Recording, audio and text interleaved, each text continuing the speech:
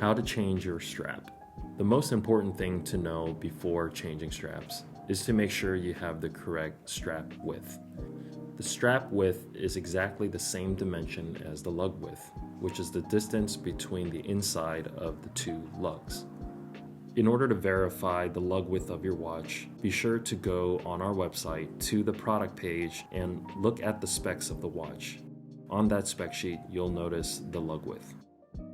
The strap width dimension is stamped onto the back of the straps. To remove the strap, flip the watch over, depress the pin on one side, and gently remove the strap one end at a time.